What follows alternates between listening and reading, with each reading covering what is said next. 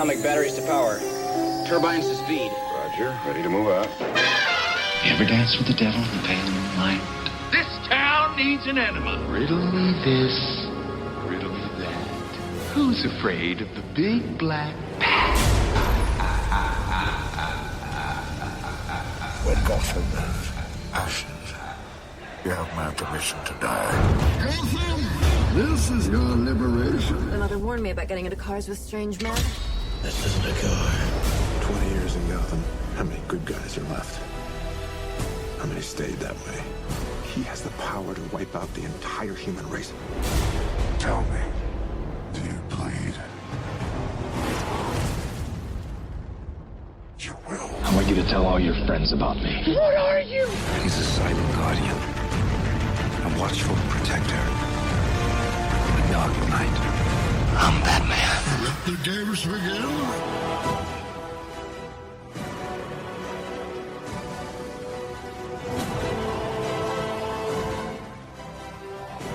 Welcome to the Batman on Film podcast.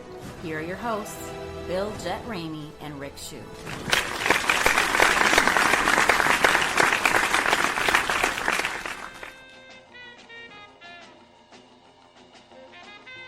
Hey now, welcome to the Batman on Film podcast. I am your host and founder of Batman on Film, Bill Jett Ramey. We are the sponsor and proud member of the Batman Podcast Network, batmanpodcastnetwork.com.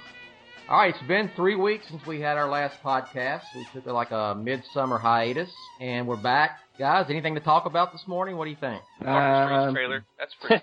So I saw Ghostbusters last night. We could talk about that. I saw it too. Last night? Last week. What'd you think? Yeah. For what they had to overcome making that movie, I liked it. Me too. It was fun. I mean, I think I smiled through the whole thing, laughed out loud a few times. It's not the most memorable film on the planet, but you know what? It did. It served its purpose. It was fun.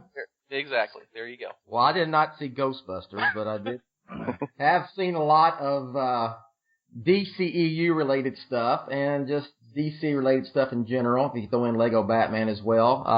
Yes. Oh, let me say hello to everybody. Justin, how are you doing this morning? I'm doing well. I'm super excited to talk about all this stuff. I am too. Ryan? I'm great and equally as excited.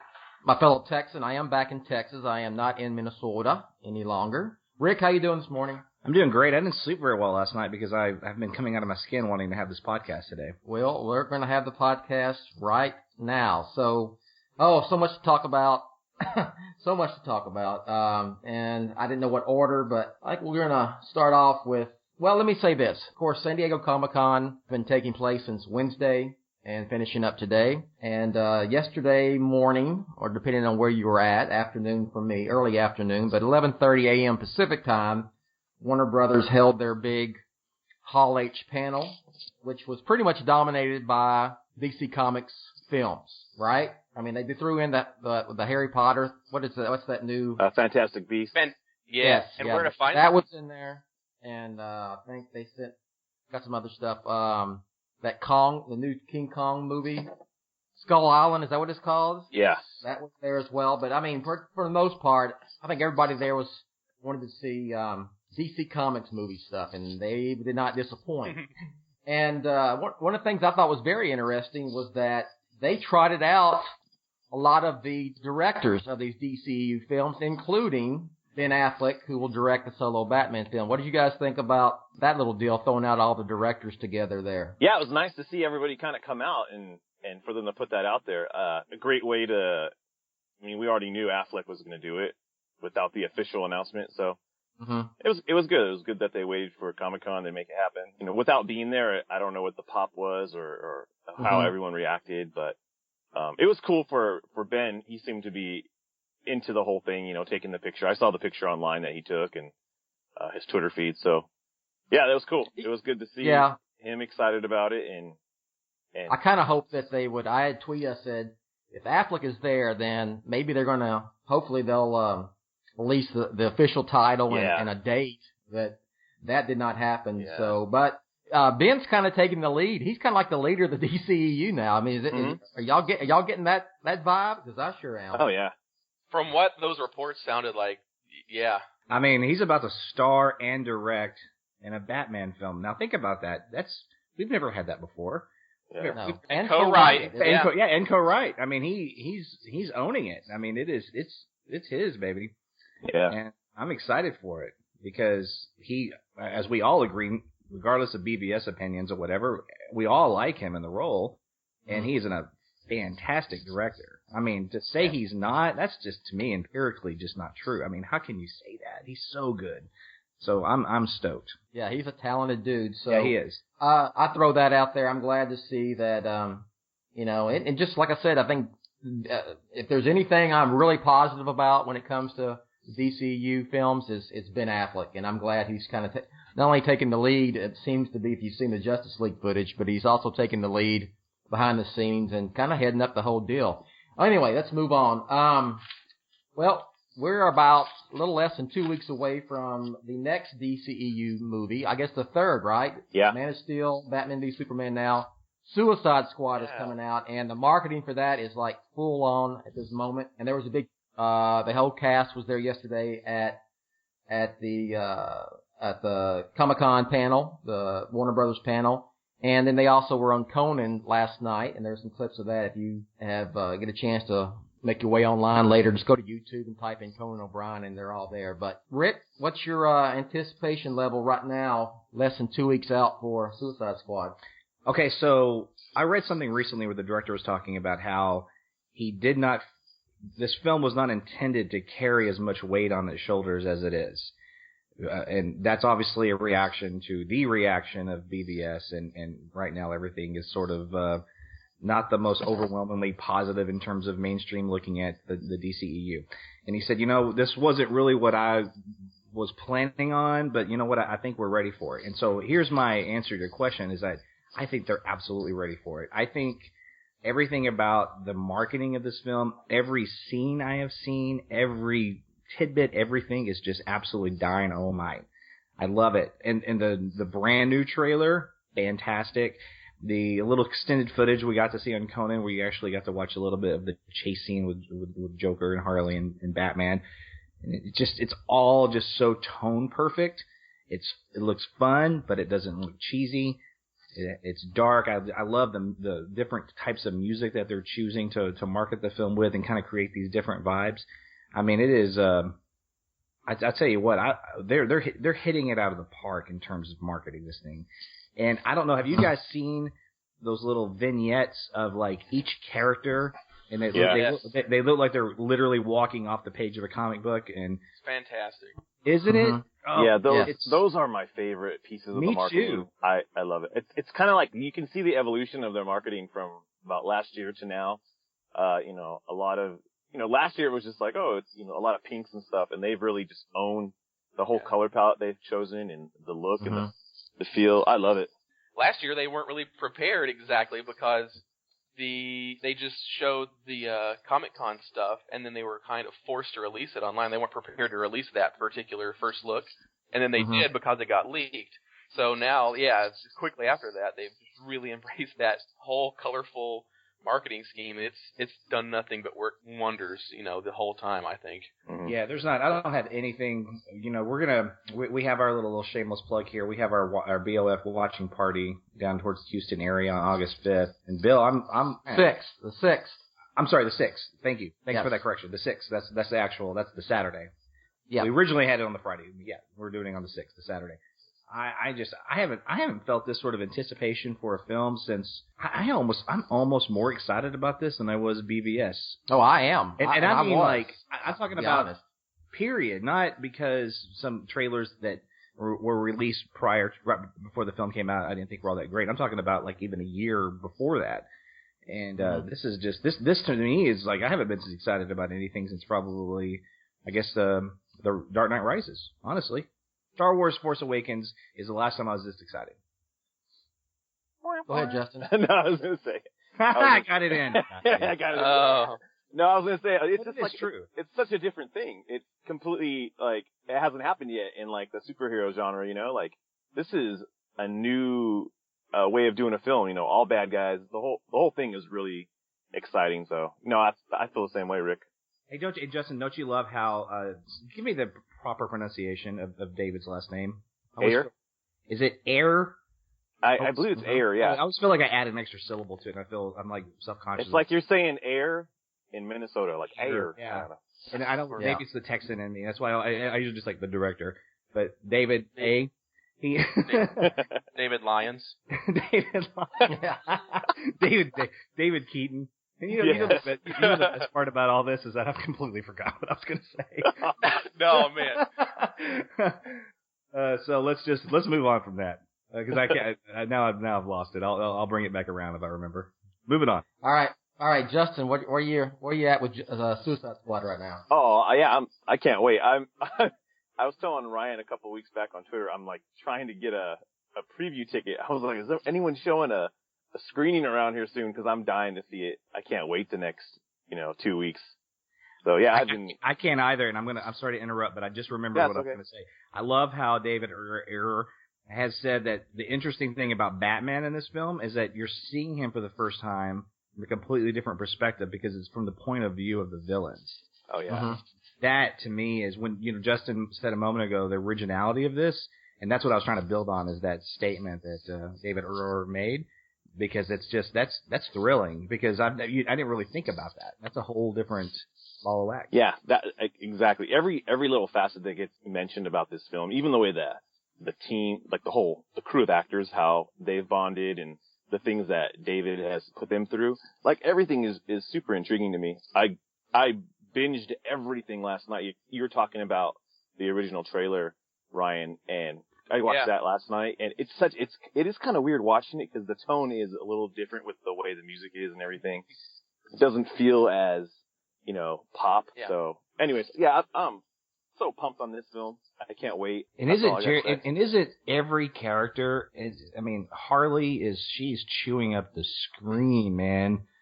In every scene she's in, it's just she's Robbie is fabulous. And did you guys see the like behind the scenes footage? There's obviously a moment where she holds B-roll. up the B-roll. Thank you, thanks Ryan. Yeah. She holds up the court jester outfit. Oh yeah. Yeah. She looks at it and she has like this little nostalgic moment. I think that's a little nice, little homage to pay for. Yeah. That was described in some of the set reports, and I was like, I wonder if that made it into the final film, and it looks like it did, so that's cool. Yeah. Yeah, it's evidently they considered it, and supposedly she looked dynamite in it, and I certainly don't doubt that. She looked dynamite in, I don't know, anything. But she, I'm sorry, go ahead. It's on a mannequin, too, in some Joker scene. Oh, you're right, I noticed that. With the knives, yeah.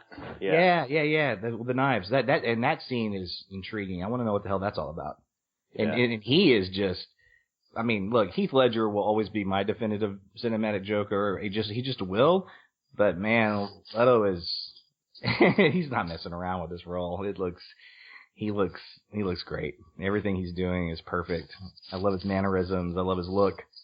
It's really funny how we go through this in so many different cycles, whether it's the very first, publicity, photo released of Ledger as a Joker, and everybody freaks out about the casting and the look, or be it Anne Hathaway as Catwoman, or you name it.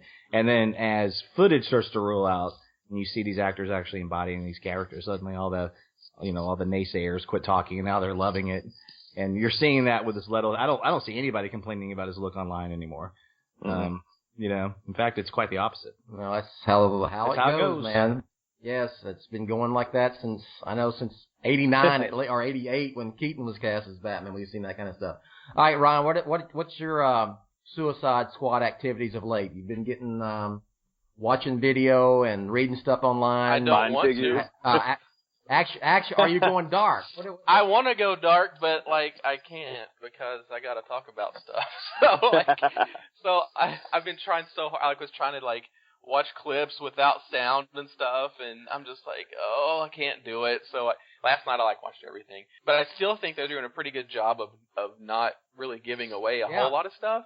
We've got a little that Comic-Con trailer gave us a little bit more insight into what the big bad could be, and so did these set reports, but I still think it's still not really enough to spoil anything, really. And I agree. Every new thing that I'm seeing is just completely electric from this film, like the Joker spot, that little, Joker teaser. Yeah. when he just has that scene and he lifts up his arm to show you the smiling, laughing tattoo on his arm over his face, that's hilarious, and that is so Joker. And after being like a little, iffy on the tattoo thing, to see them use them in a way like that, that's the kind of thing where I instantly think of, okay, well that makes sense, and that's going to be worth it, and it's going to be different, but still the Joker, and all that kind of stuff is great. And just seeing Leto in motion and the voice and everything, I think it's fantastic, and I think it's really going to be I think he's going to be. What's awesome is like when I see these spots in these new trailers, every single character in this film, I just want to see more of. Like Captain Boomerang, like he's hilarious. He's great. Yeah. Like and the set reports with Ayer, like I'm totally down with David Ayer, like. On this film, just the way he talks about story and character and the tone of the movie and how he shot it. He's a true filmmaker. The way he's describing his vision for this, he truly has a vision for this film, and I just can't wait to see it on screen. I don't want to see any more things, but let me give you give you all a line of demarcation to probably really go dark.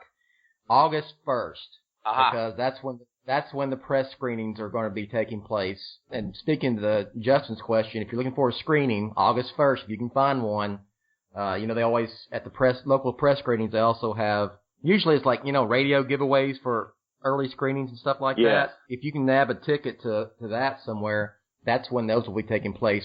And that goes to the fact that all those mainstream people, the ones who aren't there as critics to review the film, they're under a no embargo, so they'll be yapping it up around start about 9-10 o'clock that night because I think the screening's usually around 7 o'clock. So I would shut it down come August 1st if you're trying to go completely dark. Good. Well, now I know that, and I will definitely enact that embargo on myself by then, because I don't want to be spoiled for this movie. It's so close. It's going to be great. And yeah, I've been buying I think I've got all of the multiverse figures that are currently out. Man. It's kind of crazy.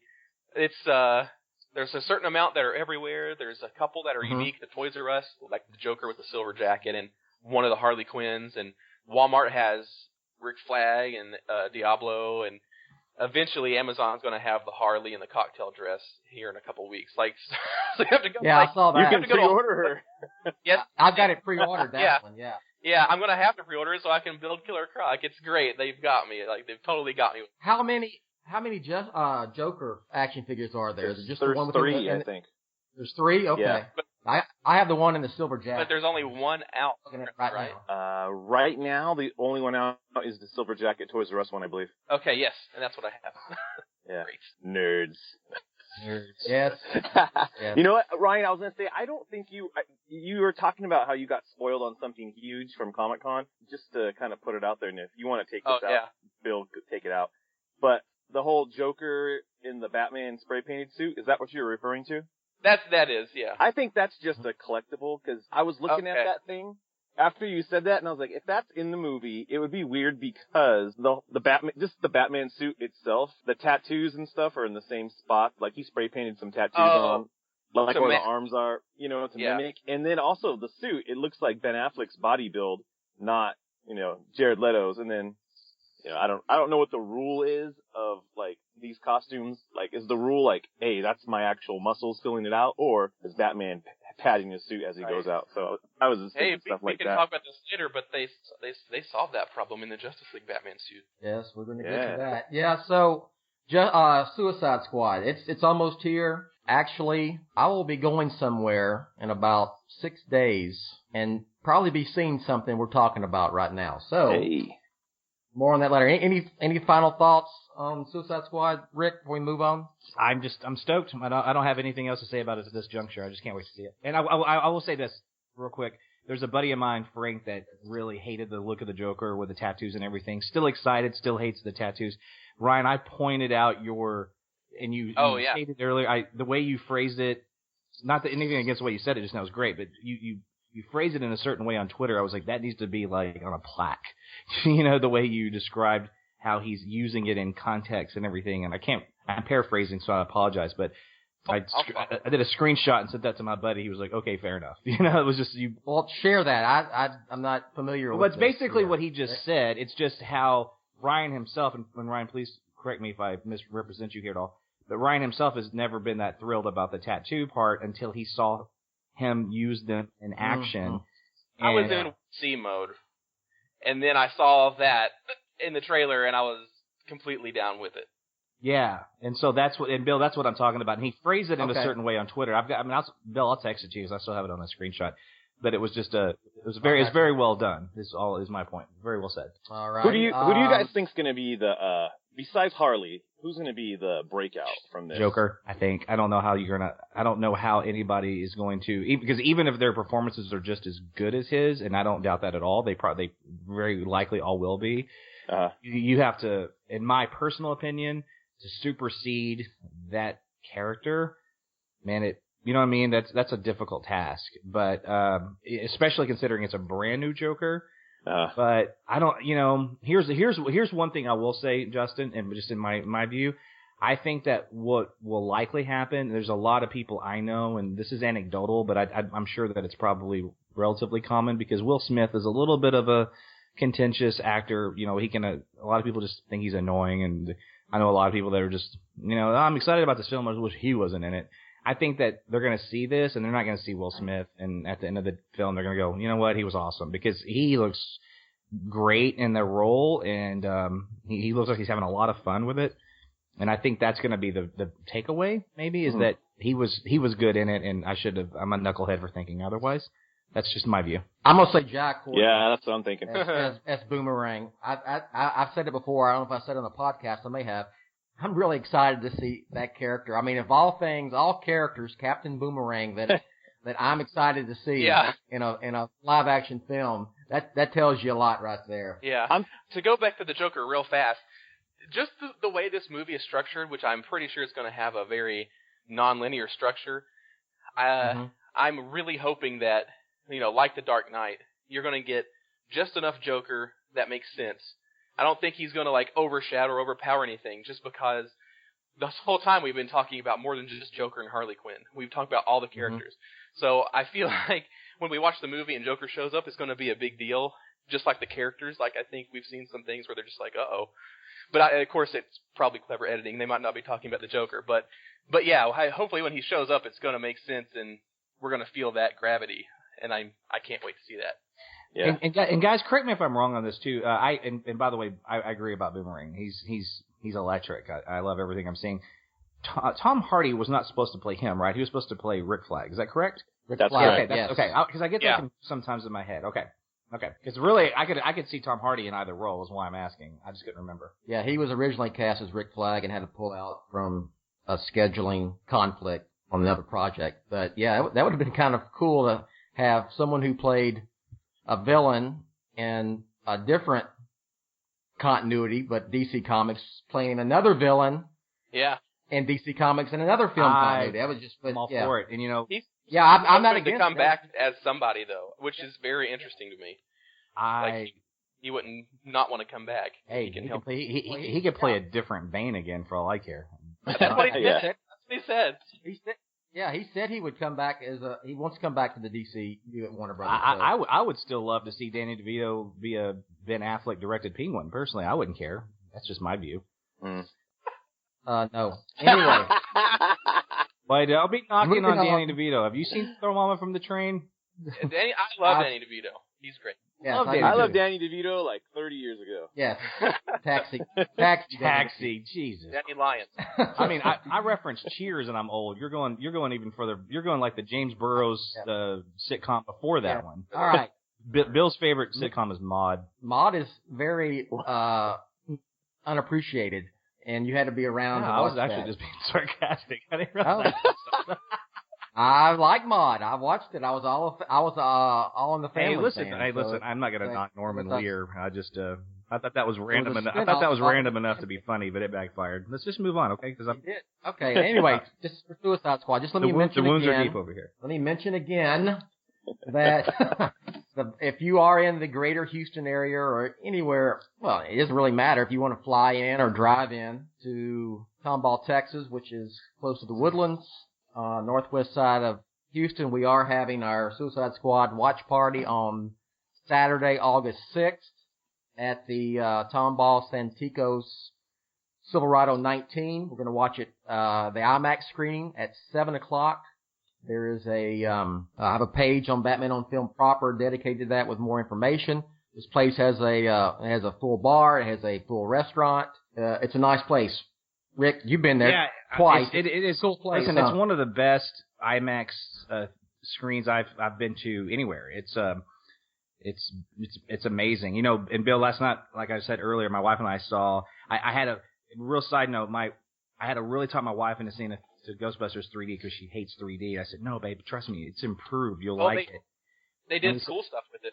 Yeah, it's not as like it doesn't give me that splitting headache like it used to. It's a more balanced technique now. And did they do the thing where the characters jump over the black bars? That might have been an IMAX only thing because I saw it. No, yeah, we weren't in an IMAX, no. Okay. But I would love to have seen that. But it was awesome. It was awesome. I bet it was. But Bill, at the end of the film, she was like, "Okay, I can't wait to see Suicide Squad in 3D now." Because she just loved it. So I'm excited for her to see that theater and those screens there and that IMAX and that film. It's going to be a lot of fun. I don't want to disappoint Marty, but that screening we're going to is IMAX, but not 3D.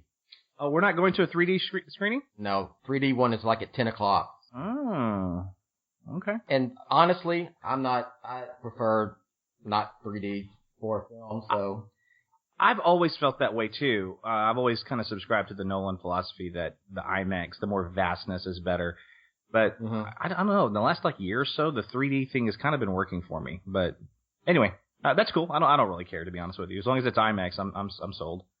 It is IMAX. Anyway, I got me a new Suicide Squad shirt I'm gonna wear for the screening. You know, I don't know if y'all seen it. It's the whole shirt is like that first or second poster they put out, whether it's the whole cast and the Joker standing on the eye, the X eye. Oh, yeah. That one with all the colors. I got that shirt to wear, and my wife got a trucker cap that's got Daddy's Little Monster logo That's fun. on the front on the cap. So I'll be Suicide Squadding out for that screening. So again, if you want to attend, go to Batman on Film. Main page, there's a link to tell you all about that stuff. So, real quick, let's move on. And I do want to stay with Batman, but we're not going to get to the big finale here. Let's talk a little bit. There is a Batman movie coming out next year. It's called the Lego Batman Movie, and the trailer for it was released at Comic-Con yesterday during the Warner Brothers panel. I know Rick's not big. He's not a big Lego movie guy. Oh, man. Did you ever watch it after we told you to watch it? No, I haven't yet, but I plan on it. Okay. Hey. Two working husband and wife, 2 small children, a dog and a cat. It's tough. But I saw Ghostbusters. I made it happen. And he's also he's posting how many, he must have seen Batman v Superman on Blu-ray about 27 frickin' times based on your Facebook page. To be honest with you, I don't want to I've watched it once, and this is the truth, over like a 3-day period because it's the extended version, so it's 9 hours long. And dude, you could have watched Lego Movie 3 times then. Absolutely. I could have. All right. And I will. Right, Rick. Hey, can my 4 2-year-old watch the Batman Lego film? There's nothing. Oh yes. Yeah. Absolutely. Okay. Right on. That's a perfect. There it is, right there. Ding, ding, ding. Yeah. Now go sit in the corner until I call you back over here while we talk about Lego Batman movie. I'm just gonna slither over here to my corner and stir up a bunch of political stuff. I'll be back. Justin, I know you're excited for Lego Batman movie. So, what's your thoughts? Did you watch the trailer? What'd you think? Oh yes. If you haven't already, they already put like 2 little teasers out earlier in the year, and those were really fun. Mm-hmm. This trailer was hilarious. Man. My favorite line in the whole thing, because Robin gets introduced into the trailer, and he's all, Batman lives in Bruce Wayne's basement, and he's all, no. He's all, Bruce Wayne lives in Batman's attic. I thought, that's a great line. Yeah, Will Arnett is so good as Batman. I'm really pumped on it. Me and my boys, we watched the trailer like 4 times, just laughing so hard at it. The funniest thing to me was that here's how he gets Robin or Dick Grayson. He adopts him at a charity function, but he thought it was just he didn't take it serious, like he was just being, it was a bit or something, and then all of a sudden, Alfred's saying, "You're going to erase your son." He goes, "What son?" That's hilarious to me. Oh, yeah. I like when Robin rips the pants off, but these pants are too tight. Yeah. He rips them off. Yes, they make fun of that the trunk aspect. Ron, what do you think? What did you think? Well, as a Robin fan, that moment made me cry inside a little, but yeah, but it's one of those things where it plays off all of the 75 plus year history of Batman in all of these things, and it's great to see they've amped up the visual style from the Lego movie for this, and of course Batman was so great in the Lego movie. I'm so glad that he's getting his own movie in this universe, and I think he's doing some really pretty awesome stuff. And it's not just the standard Lego stuff we've seen before. Like, if you see the Joker, they've made some cool improvements or changes to the way he looks. I think it's going to be really great. Just from reading interviews with the filmmakers, I know they're going to honor all of that Batman history. And it's tongue-in-cheek, and it can be. We've seen time and time again that Batman kind of works in whatever genre or situation you put him in, and I think this is going to be no different. At the end of the day, I think it's going to be another just really fun piece of Batman to watch and really enjoy, so I can't wait for it. I mean, I've said on Twitter and on the Facebook page, on Batman on Film Facebook page, that I'm pretty much, my level of anticipation and excitement for Lego Batman movie and the solo Batman film with Ben Affleck is almost equal. And I'm not being sarcastic. I'm serious. The Lego Batman I just loved after I saw the Lego movie, and it's and someone wrote, I don't know, response or whatever, was like, "You're excited for that? This is a kid's movie. I'll take my 5-year-old, blah, blah, blah." And I'm like, dude, you don't understand, It's very respectful and loyal to the Batman history, and it's one of those movies where adults like it and kids like it. There's stuff for adults and kids at the same time. And and so it can be shared. You can share it with your kids, and I'm a big believer that there's got to be a conduit to Batman somehow. Batman doesn't always have to be dark and serious, and that's how I like Batman. But I mean, by gosh, I came to Batman from the 60s TV series when I was a kid. So anyway, very excited for Lego Batman. Yeah. That's not too far away. It's about half a year. It's February, right? Well, I can't wait to just watch it, and all of the little Easter eggs and nods to Batman lore. That's going to be for us, the adult fans that are going to notice it. So I can't wait for that kind of stuff. Just watching it and just reading in between the lines and seeing what they do with everything. It's going to be great. Oh, I can't wait to buy the Batmobile so I can build that thing, dude. That's the best thing about having my boys right now is they want to build Lego things. I'm like, let's build this thing. So, yeah, the Easter eggs are going to be bananas. Rick, I'm telling you, the Lego movie, the humor is so funny and Batman's so well done in that thing, Listen, everything I've seen I love. And I love the Jimmy Fallon bit. Excuse me, guys. Sorry. Swallowed a frog. Well, whatever late night show host where they spoof the Superman scene where Clark and Bruce meet for the first time. Oh, yeah, Jimmy Kimmel. Jimmy Kimmel. And then, what's the voice actor's name? Will Arnett. He walks up. That whole thing was hilarious. Yeah, I mean, that sense of humor is right up my alley, too. I just love that kind of dry sarcasm. But it's not, there's no reason, no excuses.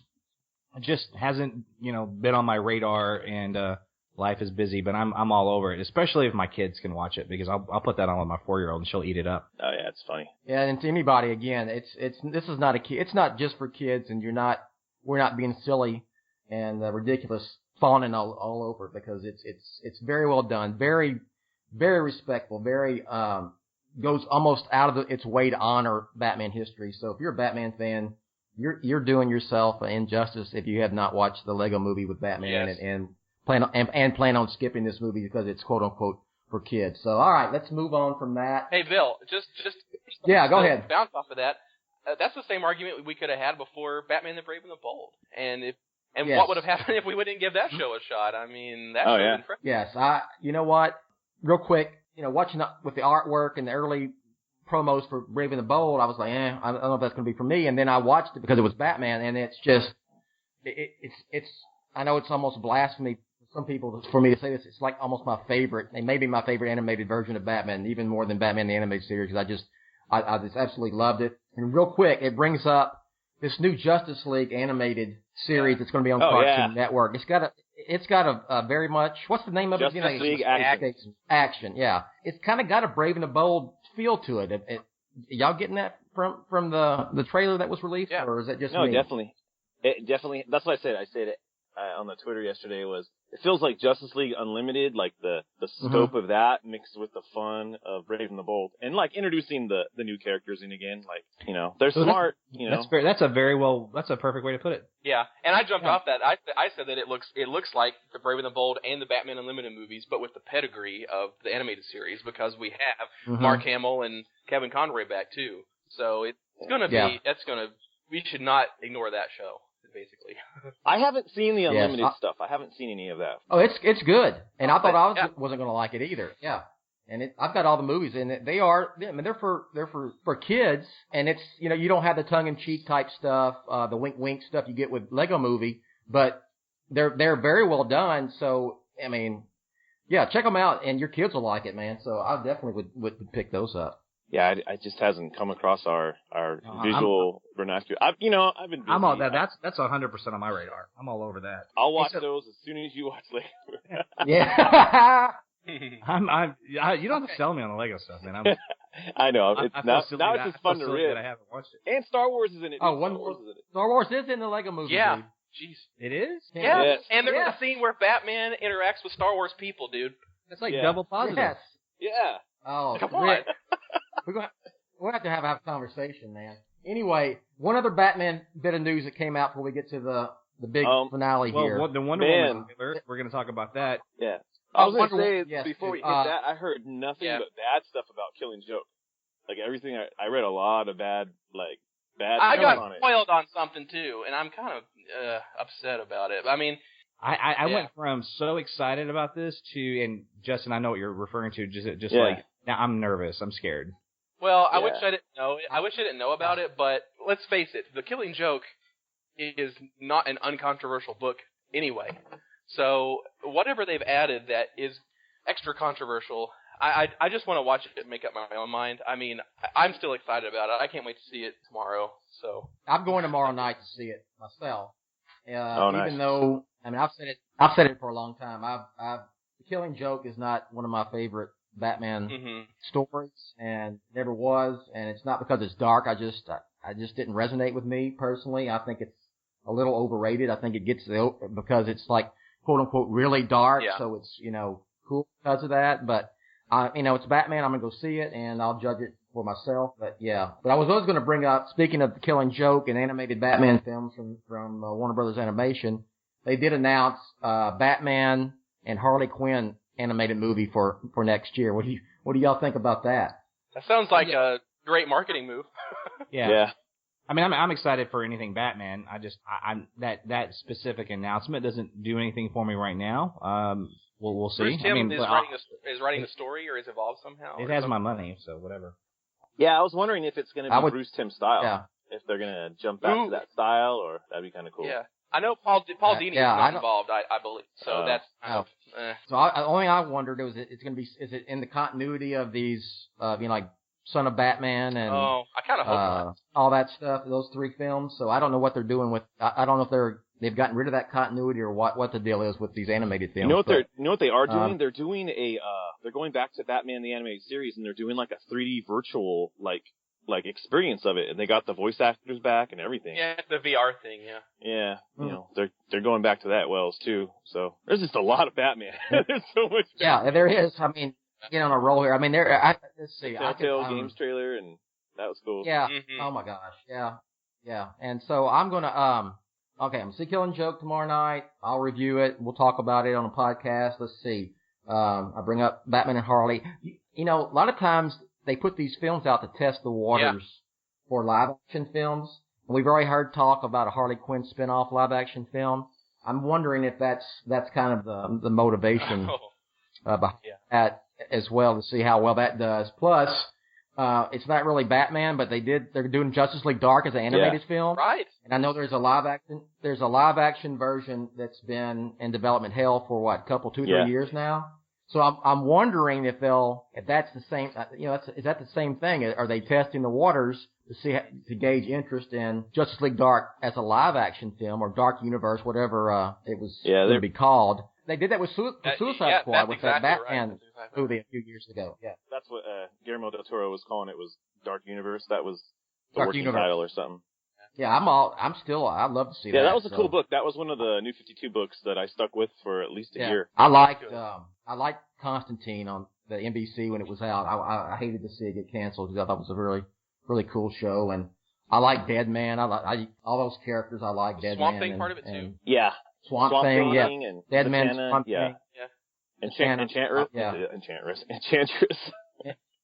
Enchantress. Who else? John Constantine. Dead Man. Oh, the Spectre. Yeah. Yeah, and I think that's Suicide Squad is successful. I think that helps it too, because Suicide Squad is going to introduce some more supernatural stuff into the DCEU as well.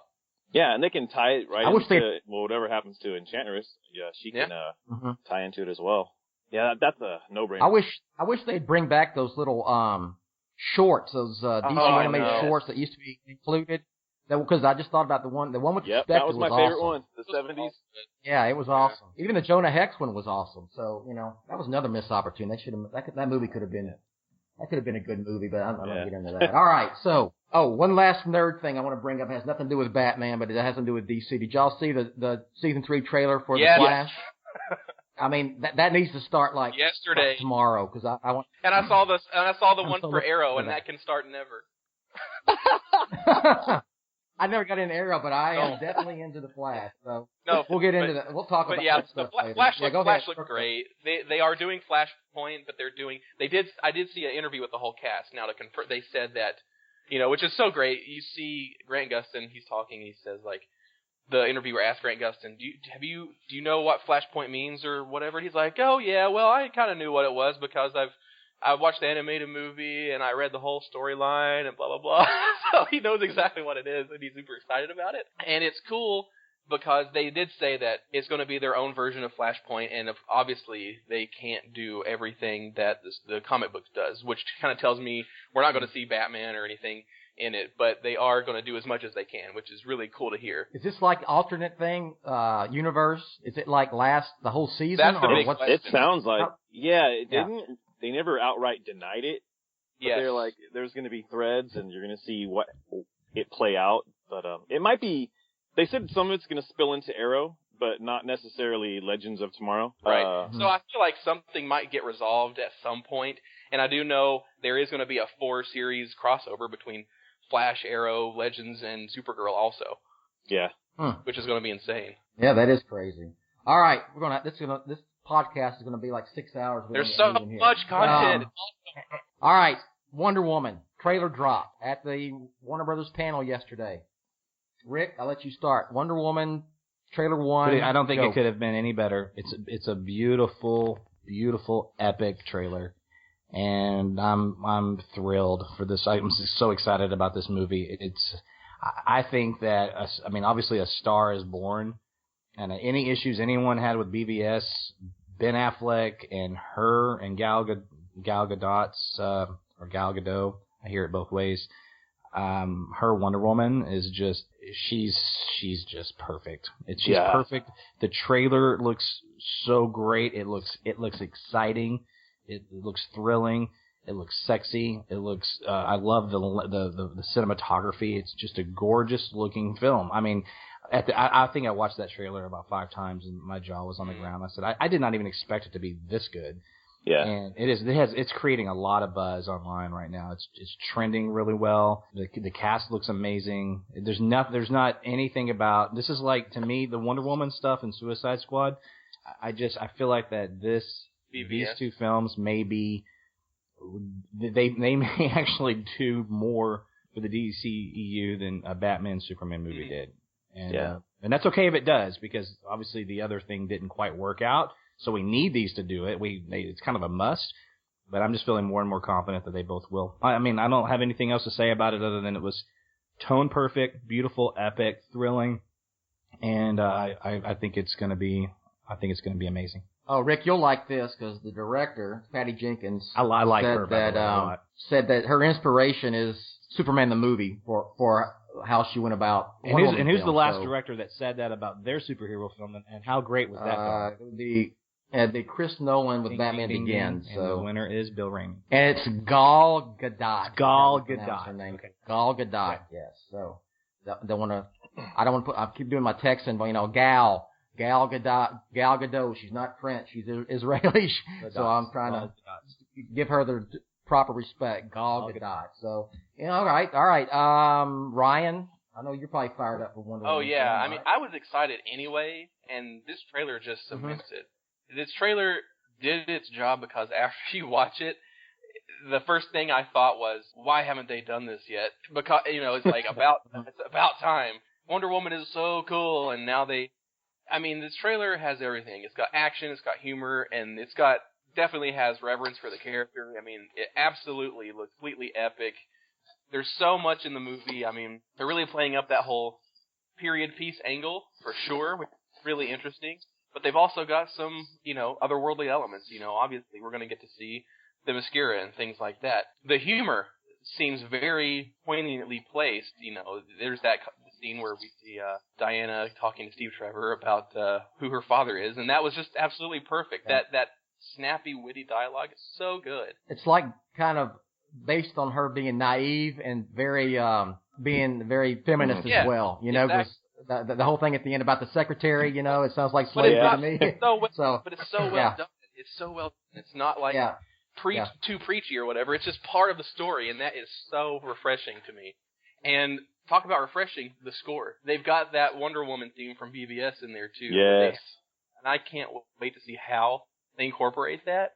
And I hope they do. I mean, obviously, they've got it in the trailer, so hopefully it'll show up in the film. I don't know if we know who's scoring it yet, but that's going to be great too. And just seeing the Wonder Woman outfit, there's that shot in the trailer where she walks up into that trench, and you see just the close up of the footwear, the feet of the costume. Oh, and yes.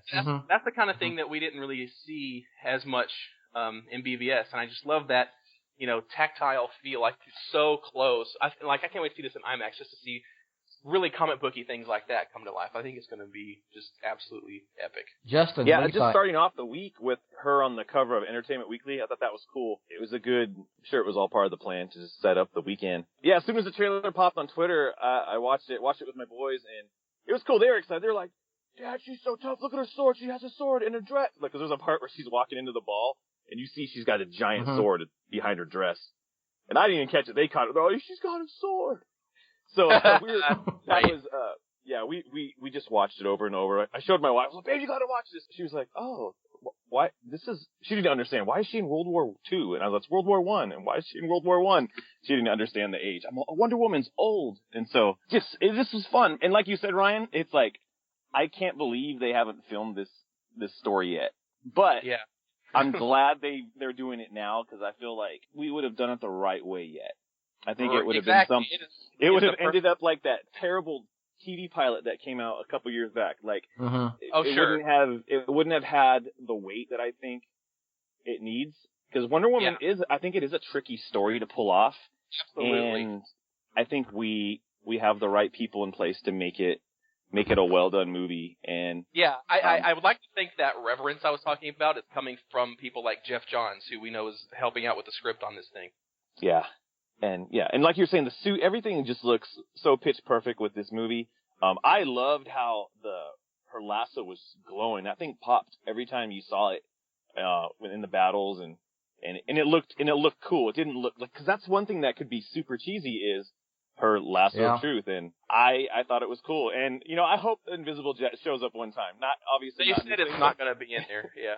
But they also said if it is, you can't see it. So. That's true. I'm excited. Yeah, I'm excited. I've always wanted Wonder Woman to be a period piece. I was kind of hoping more for World War II instead of World War I, but just due to the comic book history and the TV show was originally set during World War II and stuff. But I can understand why they did. I was about to say, why do you think they did that? Well, exactly. Captain America did it first. Yeah. So Well, I mean that was a missed opportunity. That's my them, guess on it as well. But this is also the war that everyone was involved with, you know, like the first, like, I think it's a good story idea. Like, you know, this is what's calling her out of that her ties into island. Wonder Woman's whole, like, yeah, that's a good point, Justin. Think about it that way. So, but you know, but who's to say she can't fight in World War II as well? Well, obviously, I mean, and also, you know, it's not a deal breaker for me. I'm like, oh, it's not World War II. I don't want to see it. No, that's fine. I just you know, just small preference. But yeah, everything else is awesome. It looks awesome. I like Chris Pine is going to be. I really like Chris Pine. So I think he's going to do a great job as Steve Trevor. Hope I see him again. I hope we see him again. You know, somehow be. I heard there have been some rumor. Like, I don't know if y'all heard this because it's not from me. I just heard it online. It's like he may show up in a sequel as like great grandson or something of Steve Trevor, be like Steve Trevor the third or whatever. But I don't, you know, who knows? I mean, hopefully they've got a plan. Yeah, but definitely. But I think I did read somewhere like he's on like a 3-picture deal. So you know, you never know. So anyway, all right, real quick. This is going on and on. Let's get to Justice League. Finish up on a high point or low point or no point, depending on your point of view. Over this deal, they went full bore on Justice League at the panel, guys. Don't you think? I mean, the whole daggum cast was there. They released a photo of the Justice League themselves. They gave us the trailer, the special footage they put out, which again is pretty unprecedented. that level of stuff. Yeah. Well, they had to make sure everybody knows that this one's going to be funny. Come on. Okay, that's a precursor. Go ahead, Rick. Look here. Before we even start, I'm not going to lie. I'm not very excited for Justice League. I'm not, and the reason is because of Batman v Superman. It didn't do its job, and I'm a fan, so it didn't do its job in that regard. So if I feel like that, I'm sure a lot of people feel like that, especially in the mainstream. But regardless, I'm going in unbiased. I will judge it for itself. But it is my job to give thoughts about how they're going about marketing the film, and I'm going to push this off now or hand it over to Rick because he made a good point. What's your thoughts, Rick? Are they going too far with it? Or I want to paint a picture and build on what you just said to make sure that everybody's clear, because I got into it yesterday with more people on our site. I saw that. And Bill, you and I were texting, and you were like, just, let it rip, man. I don't care. And because it's the same people that you say you have an issue with this, and all of a sudden you're a hater, you hate Snyder, you're conspiring against it's insane.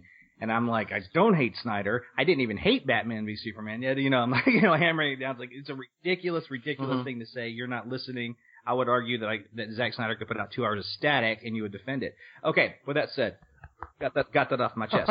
Everybody knows where I stand on BVS, and if you are first time listeners, it's a B- for me. I like it, didn't love it. It didn't do his job for the mainstream, and so there has to be some changes. But I still enjoy it, and that's it. Okay. So, I'm at a bar with a colleague, and we're working on a Saturday afternoon. Of course, you're going to meet at a bar if you're going to have to work on a Saturday afternoon. We're sitting at a bar top having a couple of beers, both have our laptops out. And we're kind of getting a little, bored with work, and so we kind of start drifting and searching online. All of a sudden, I go over to Facebook, and Andy had posted this on his Holy Batcast thing, and I was like, surely that's not footage from Justice League, really? And I clicked on it, and I was like, oh my gosh! I almost came out of my seat with excitement. Not for a second did I think, oh, BVS was a little underwhelming, and I'm not really excited about Justice League. No, my natural instinct was I wanted to order shots for the entire bar and dance on the top. And the very first 20 seconds of the trailer, where Affleck is addressing the crowd of people, and he's looking for Arthur, and he's talking about there's a man that brings fish when you guys are hungry, and I need to find this man. And then Jason turns around and looks at him and says, talk. And I was like, oh my God, what a beautiful, cool scene. Then this weird 1988 cop buddy guitar. I don't know what the hell this music is. It's the white stripes. I'm like, what is this? Is that really Jack White? Yeah, the song's from like 2007. I'm a huge Jack White. It's nothing like Jack White. Like, Jack White is so unique. This sounds like something that would be like a 1988 Cops Buddy TV show. Like, like just two buddies and coming from different worlds, and they're going to protect their city. I don't know. It's just it's so bad and weird and out of place. And so, but I'm like, okay, get past this out of place music, and then I don't know, man. Like, I don't want to be negative Nelly about this. I'm just being honest. Like, the trailer fell apart for me after that, and I watched it 1,000 times, and the comedic relief, the comedic relief that they're going for, none of it seemed natural to me. And I don't mean the acting was bad. I just mean I felt like the actors were like, I don't even know really how to put it into words. It seems so contrived, and it's almost like it's trying too hard. That whole scene with Flash and Bruce and they meet, that whole scene is weird. Like, I watched it, like, I want to love this scene. Like, I love the idea of it, but it's just like, I don't know, man. Everything seemed like, okay, this one here, you see everybody, we're going to try to make this one light and funny. And it was just one after another, after another, after another. And it started to feel like a freaking sitcom trailer. And then even at the very end, he's like, I understand you're a guy that talks to fish. And he does this little quirky, bobble with his head. Smirk head turn. He does it twice in this trailer in the same scene. Yes. And I'm like, what the hell is this? And then he's talking to Diana, and she's like, so what do you say? Well, maybe he's going to work with us? Well, maybe. Oh, so it's a no? Yeah, it's a no. I'm like, what is this, a Friends episode? Like, what is this? Come on. Are we trying to make Ben Affleck? Oh my God, I've got so many choices for play out music today. It's Ben Affleck, it's Bruce Wayne, Friends songs. Bruce Wayne now, Tony Stark, and it just Happy Batman. Right. You go from this Batman is more like he was on pain meds and drinking wine and doing hard drugs, and now he's like on Valium and he's like chipper. Like, it's a weird trailer, man. It has a weird tone. It had weird pacing, and that music, I can't believe that's Jack White. I feel like that's something that's out of like that music sounds like karaoke music to me.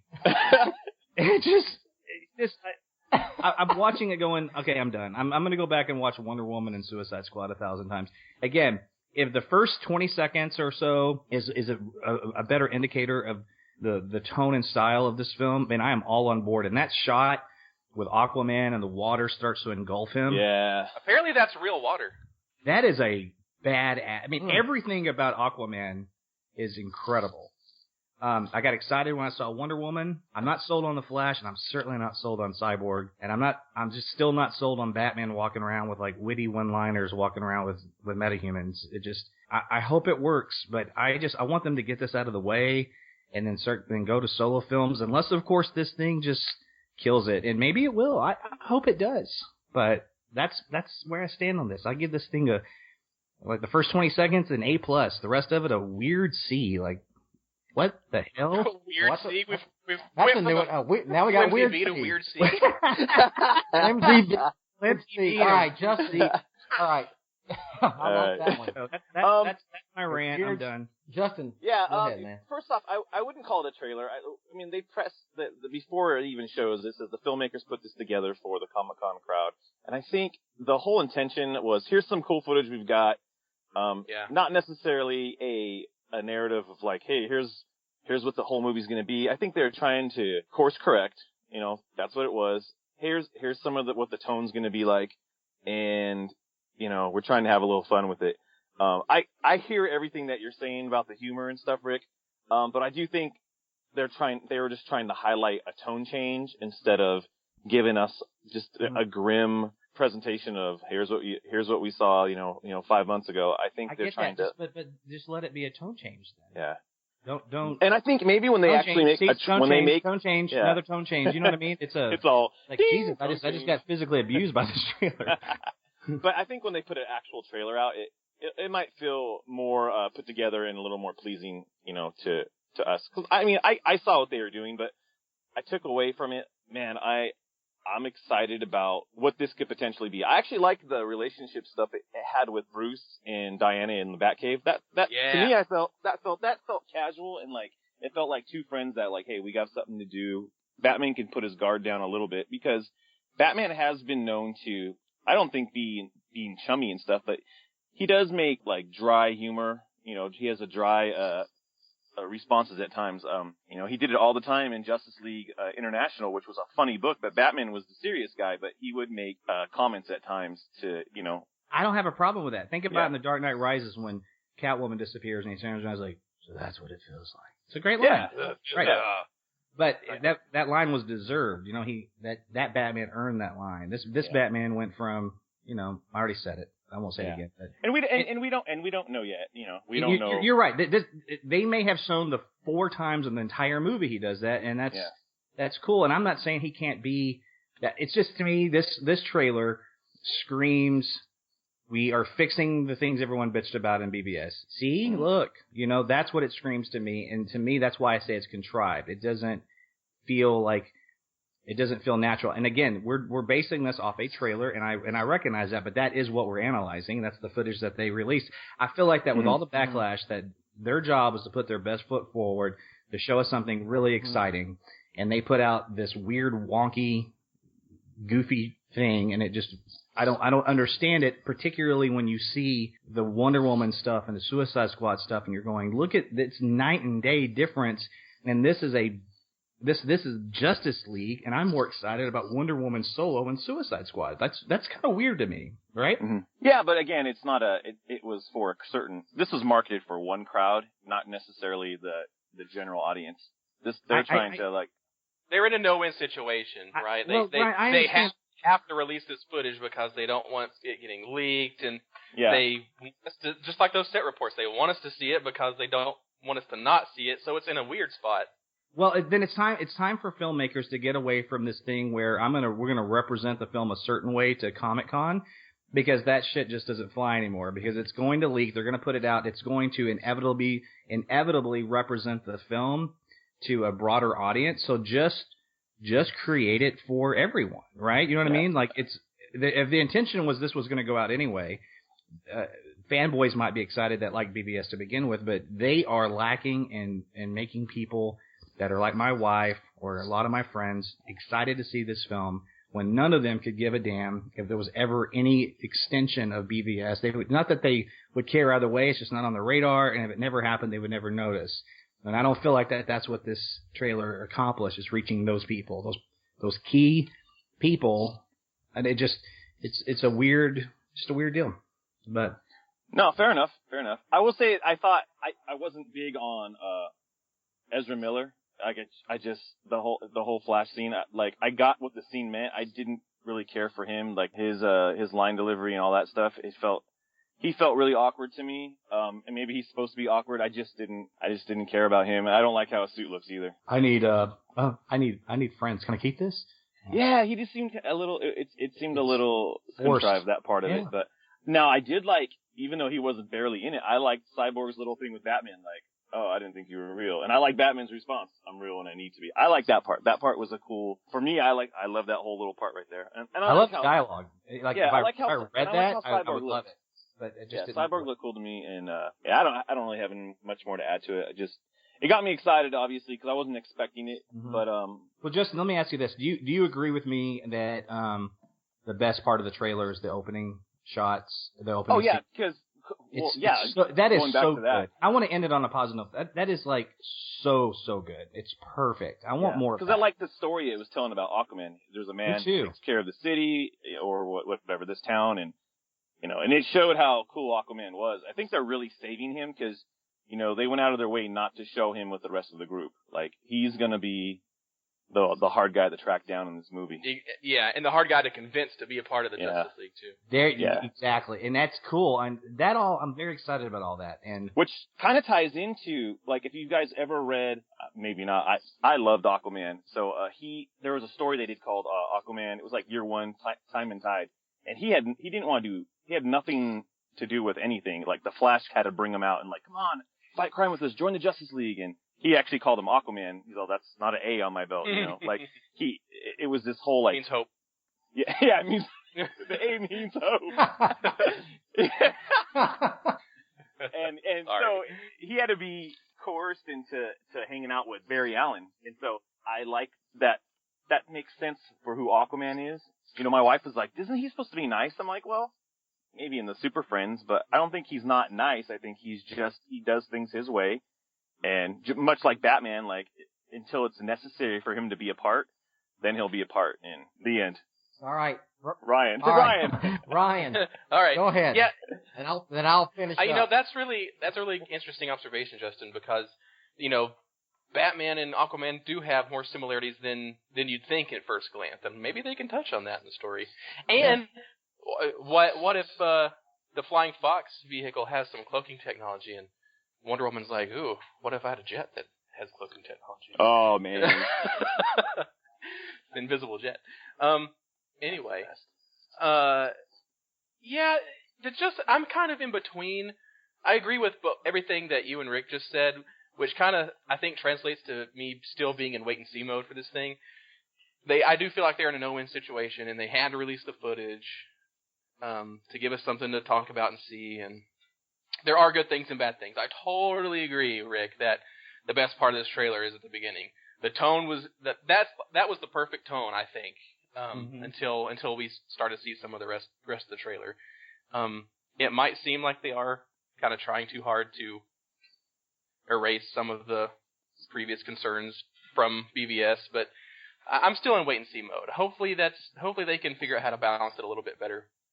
Ezra Miller, I'm still not sold on him, but I'm warming up to him slightly. His dialogue, it's kind of interesting because he says, like, it feels like his mind is moving faster than he can talk, which is kind of what I feel like the Flash would be doing. Okay. So that made sense to me. And other than that first shot, I really, really, really like that dialogue at the end between Batman and Cyborg. That line that Batman says that, I'm real when it's useful, that's kind of right out of, like, Dark Knight 3 almost, when you think about it. Like, Batman's old, he's been Batman for a while, he understands that, his place in all this now, and, and Batman's importance as a symbol. So, I'm real when it's useful. That is, like, perfect Batman dialogue, and it's very Justice League too. I could see that in a Jeff Johns Justice League comic book too.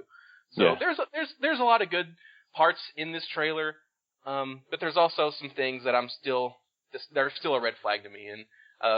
And I'm completely down and interested in Wonder Woman and Suicide Squad and Justice League. I'm still on the fence. I mean, obviously we're gonna all see it, but hopefully by the next time we see Justice League, hopefully we'll see some more balance in that tone. I am going through this thread, Rick, on the Facebook page with your exchanges with some of our Batman on Film fans, and all I can say is wow. Wow. Here's the bottom line, guys. Wow. And I'm just going to be honest. Wow. And anyway, it's clear to me these guys, they love these characters. They love it. And it's clear to me they almost can't see the forest for the trees. You know what I'm saying? It's the same thing. It's the defense of Batman v Superman that we saw for months. And now with this, and I mean, you've got hyperbolic statements like 90% of the mainstream is fired up about Justice League. Where's that information? I mean, that's just ridiculous.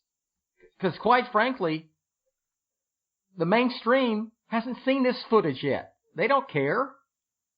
They didn't sit in front of the computer yesterday or in front of our smartphone and wait for this stuff to come out. Look, I agree with Rick. It comes off as someone who was very critical of BVS. It comes off as doing a complete 180 and saying, look, we can be funny and wink, wink, nod, nod and do funny stuff too. And it just comes off, it's disingenuous, to me. If that was the tone of the entire movie, all these people singing its praises would have a conniption fit because it would be say, that's like Batman and Robin, or it's like, Super Friends or something like that.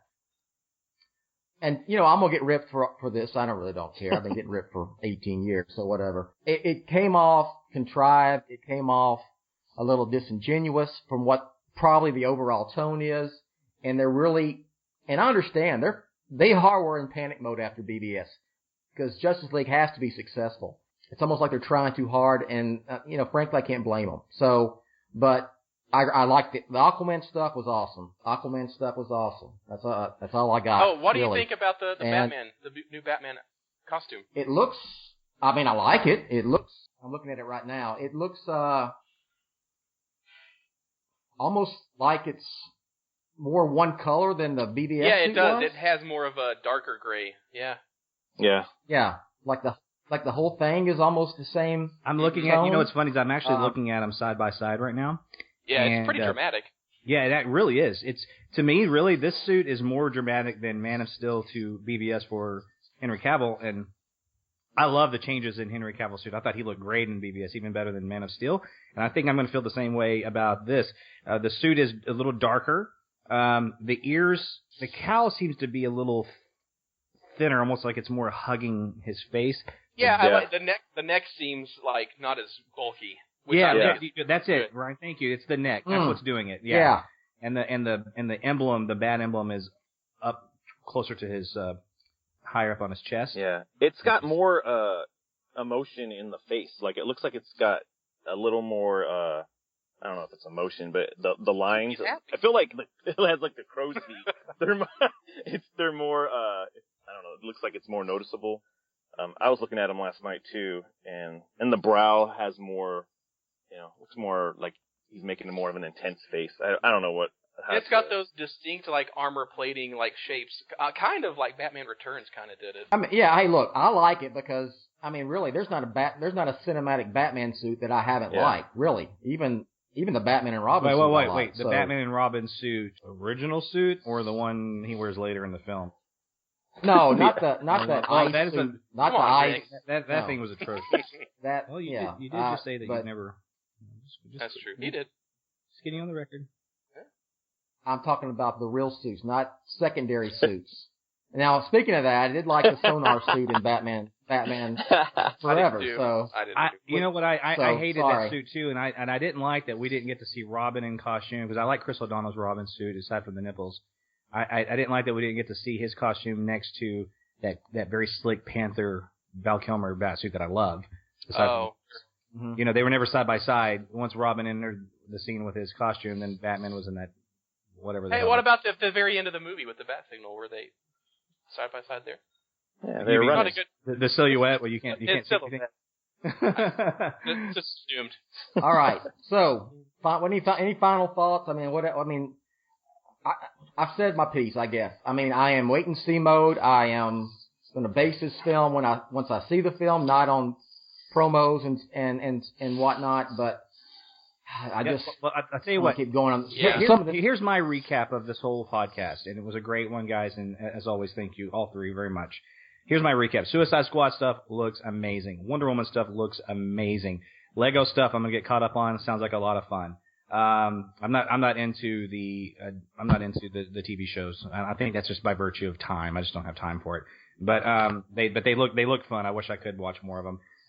And then Justice League, the Aquaman stuff looks fantastic, and that's about the only positive thing I can say about it right now. Superman's smiling in that photo. Kind of. Yeah, he's got his I wonder if that is like actual. I wonder if that's really him now. I'm curious about that, or is that just something left over from BVS? Well, I feel like it's new, but I also feel like he's there looking like a, quote, regular Superman just to have him there and look iconic with everybody, because I kind of wonder if there's got to be more to it. The boots are a little different in this picture than they were in the other two films. Yeah, they have like a weird double line, the way they feed into each other. Yeah, it's different. So, yeah. At least they're not blue like the Rebirth suit. That's the only thing I don't like about that. Yeah. Yeah, what's up with that? Anyway, going off another tangent here. I like the Rebirth suit. All right, so... It's okay. Of course you do. You like the Batman one. I just do. I think it's cool. I think I like all the Rebirth suits so far. You like the Rebirth suit with the blue boots with the red line? He likes the purple cape too on Batman. He's thinking a New 52 suit because he's that far behind with his comic book reading. Listen, with the high collar it's one of those and the things armor it's hard to defend because I get why you guys don't. I look at it and say, it just works for me. I think it's cool. I just do. You're trying to troll. I'm not trolling anything. Hey, did you see that I got? And by the way, I would say this as far as Justin or Ryan or myself. BOF is it's Bill's page, but it's it's our page. We're what I'm saying, we're a family. And I had a guy accuse me of trolling yesterday. Yeah, I saw that. And I was like, dude, how can I troll on my home page? Guys, you got to take a look at some of these responses. I mean, wow. I don't have Facebook, so I can't see none of this. Oh, you're so lucky, dude. Well, you're lucky. You're probably lucky, yes. Golly. Anyway, I'm not gonna get going on this debate with Rick. It's just insane. Wow. It is insane. Yes, it is. All right, let's plug a few things and get the hell out of here. Justin. Yeah, you can find me on Twitter at j_rocka and say hi. Say hi. That's all. I'm keeping it quick. All right. I will say real quick before I move to Ryan and his plugs. Man, dude, I was hoping to go left coast for my meeting, so I was looking forward to that. Unless you can get on a plane and go to. Yeah. I told my wife, I go, is there any way I can fly out to Texas in August? But we're literally going on vacation the next day. Oh. So, yeah. Well, look here. We'll still have a Wonder Woman watch party. Hell, I'll even have a Lego Batman watch party. See if you can get Rick. Rick will come down. Hopefully he'll watch Lego Batman or the Lego movie by then. So he's caught up to speed on Lego Batman. But anyway, we'll do that. We'll do one for Justice League. So anyway, there's more chances for that. All right, Ryan. What do you got? Follow me on Twitter at SMB_Ryan. Let's keep talking about this stuff. It's just super fun, whether you agree or not, mostly. And keep leaving the podcast iTunes reviews. I really like reading those. Obviously, because I don't have Facebook, I can't really fight with people or nothing. But I do look at I look at the pages on BOF proper, and I do respond to as much of that stuff as I can too, which is pretty fun.